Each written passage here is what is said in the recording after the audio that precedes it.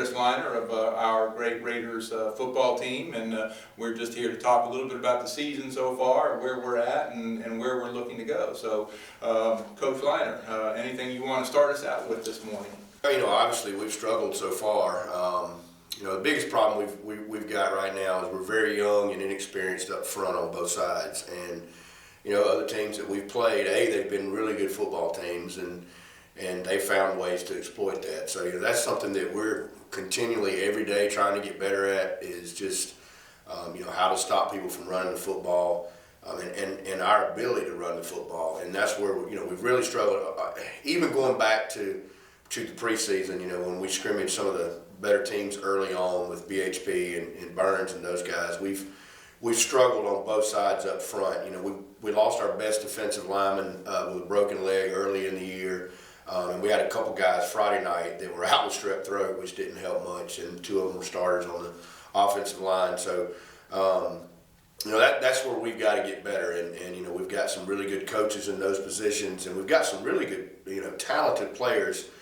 We're just kind of raw there, or 15 years old, one of the two, and so that's where we got to get better, and it's been disappointing so far, just to be frank, but we feel like we're working at it, and we're going to get better, and that's all you can do at this point. So how many sophomores do you have starting? We have 7 sophomores starting. In fact, we ended up with another one this past Friday night.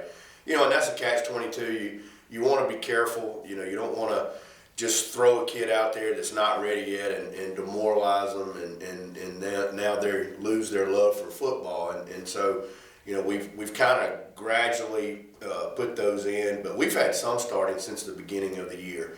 That was where our most talented players were last year, were up front, and we knew that was going to be a struggle, or especially early on.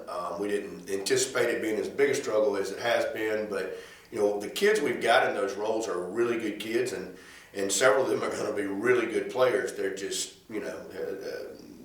there's a big difference between a 15-year-old and an 18, 19-year-old, and that's what you're seeing. Looking at statistics, it looks like we're a little slow coming out of the gate in most games, that we don't come out ready to play. Would that be inaccurate? I think so. Troy Dendy, our running back, is probably one of the top 3 or 4 running backs in the state, but you wouldn't know it by the stats that we've produced the first 6 games, and partly it's because everybody just keys on him. And even though our quarterback's back from last year and we have a couple wideouts back from last year, we have not been able to sustain blocks long enough, so everybody just focuses on him. And and we've got to be able to throw the football, get our quarterback involved in running the football, and have another person, whether it be Dwayne Martin or Corrado Ray, that can take the load off Troy a little bit. And that's been the biggest thing, is everybody just mans us up, puts 8 in the box and brings them. And you could put Barry Sanders back there and he's not going to gain very many yards. And we've got to alleviate a little bit of that stress on Troy, because he is an excellent back, and this has been really frustrating for him. And we had a one-on-one meeting last Sunday, as a matter of fact, and just what we can do to get better. And I said, "Son, it's not your fault. We just got to find some ways to alleviate your, some pressure that's on you right now." And I think that's the biggest thing, is everybody knows the ball's going to Troy, and we haven't been able to block long enough to get it to anyone else. And that's where we got to find a way to keep getting better with that.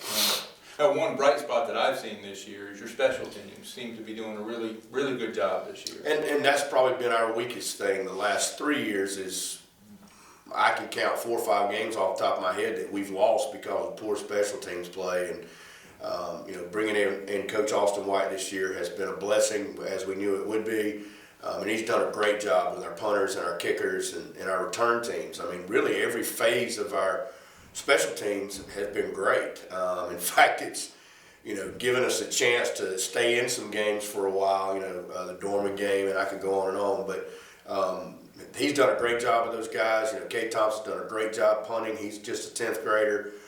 Devin Hubner's a junior. He's done a great job place kicking, and we've had some great returns with Dejon Mosley's done some great things in the return game, and Will Tinsley's done some great things in the return game. So we're excited about that, and that when we get back to where we need to be, that's going to be the deciding factor in some games. That sounds great. It's disappointing to have lost on Friday night, but that was only our first region game. We've got 4 more region games to go, and what's the prognosis for the future for us? Well, we talked about that yesterday as a coaching staff. To us, the game is about the players, and that's the thing. You would think at 1-5 and rolling into region, having lost the first region game, we still have a chance to win the next 4, and if we do, we still got a chance to win the whole region, because Greenwood and Malden could easily knock off Hillcrest, and it could end up being a similar scenario as last year, and we're having a home playoff game. Do we have enough talent to do that? Yes, we do. And that's what we're focused on, is just trying to build enough self-confidence. When you lose that many games in a row, and you see some of the injuries and some of the things that they've seen, especially over the last 2 years, sometimes that doubt creeps into your mind. And I think that's our biggest job as coaches, is to keep our guys focused on that, hey man, we can still do this. We just got to stick together, not let all the deterrents that always surface and creep into their minds, and the naysayers that try to get into their heads, especially after you've struggled. We just remind them that those are the same people that hug your neck when you do win the whole thing. And so I think we still got a lot to play for, and I know we do. And that's going to be our message to our guys today, is we're going to go out there, we're going to be positive, we're going to have fun, we're going to continue to work hard. Nobody practices harder than we do, and we've got to just find a way to transfer that over to the game field. And just a small amount of confidence with this group, that spark will light a fire, and I think there'll be some great things happening to these kids before the end of this year. That sounds great, Coach. We're going to be talking with Coach Liner every Monday morning for the rest of the season. You probably won't see this on air until about Wednesday, but Coach, I really appreciate you coming in so early in the morning, and I hope you have a great week this week. Thank you very much.